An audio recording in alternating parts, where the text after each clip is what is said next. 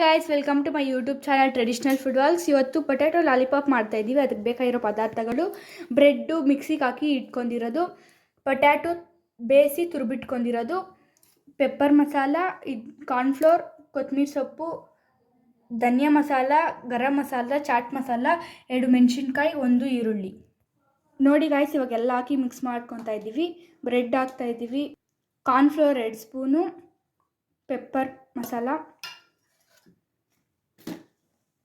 ಕೊತ್ತಂಬರಿ ಸೊಪ್ಪು, ಈರುಳ್ಳಿ, ಗರಂ ಮಸಾಲ, ಚಾಟ್ ಮಸಾಲ, ಧನಿಯಾ ಮಸಾಲ ಎಲ್ಲ ಹಾಕಿ ಮಿಕ್ಸ್ ಮಾಡ್ಕೊತಾ ಇದ್ವಿ.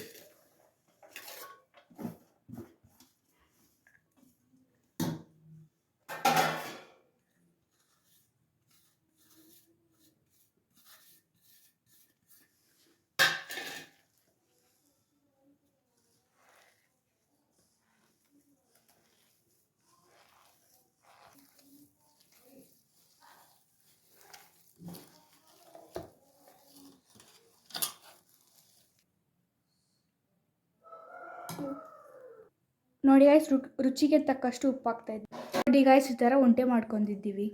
ಒಂದು ಬೌಲಲ್ಲಿ ಮೈದಾ ಹಾಕಿ ಸಾಲ್ಟ್ ಹಾಕಿ ಮಿಕ್ಸ್ ಮಾಡ್ಕೊಂಡಿದ್ದೀವಿ. ಆಮೇಲೆ ಮಿಕ್ಸಿಗೆ ಹಾಕಿ ಇಟ್ಕೊಂಡಿರೋ ಬ್ರೆಡ್ ನೋಡಿ ಗಾಯ್ಸ್, ಮೈದಾ ನೀರಲ್ಲಿ ಡಿಪ್ ಮಾಡಿ ಆಮೇಲೆ ಬ್ರೆಡ್ಡಲ್ಲಿ ಡಿಪ್ ಮಾಡಿ ಎಣ್ಣೆನಲ್ಲಿ ಹಾಕಬೇಕು.